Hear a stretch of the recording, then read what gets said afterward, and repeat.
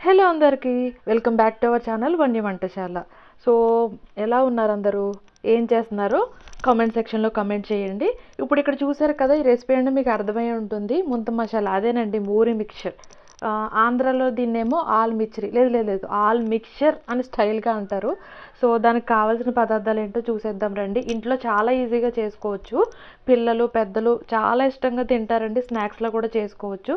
ఇప్పుడు బూందీ ఎంత క్వాంటిటీ తీసుకున్నామో మరమరాలు కూడా అంతే క్వాంటిటీ తీసుకోవాలి. సో 2 బౌళ్ళు బూందీ, 2 బౌళ్ళు మరమరాలు, చిన్న బౌల్స్ అయితే, లేదు పెద్ద బౌల్ అయితే 1 బౌల్ చాలండి.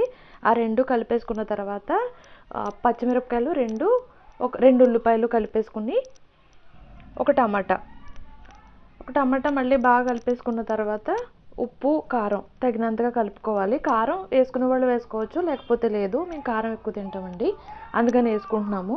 అలాగే ఒక నిమ్మకాయ కట్ చేసి పెట్టుకున్నాం కదా, అది కూడా కలిపేసి బాగా ఇంకా మొత్తం మిక్స్ అయిపోయేలాగా కలిపేసుకోవాలి. అలాగే గార్నిష్ కోసం కొత్తిమీర, పుదీనా కూడా వేసుకోవచ్చు, చాలా టేస్ట్గా ఉంటుందండి. పిల్లలు కూడా బాగా ఇష్టంగా తింటారు ఇలా అయితే. వాళ్ళు లేకపోతే పక్కన పెట్టేస్తారు.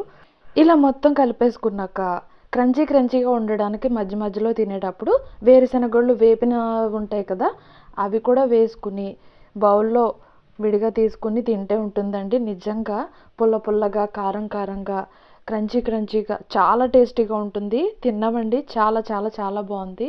స్ట్రీట్ ఫుడ్ చేసుకునేటట్టు అంత టేస్ట్ వచ్చింది. అంటే మరిన్ని వీడియోల కోసం ప్లీజ్ షేర్ చేసి, లైక్ చేసి, సబ్స్క్రైబ్ చేసుకోండి. మీ వన్య వంటశాల.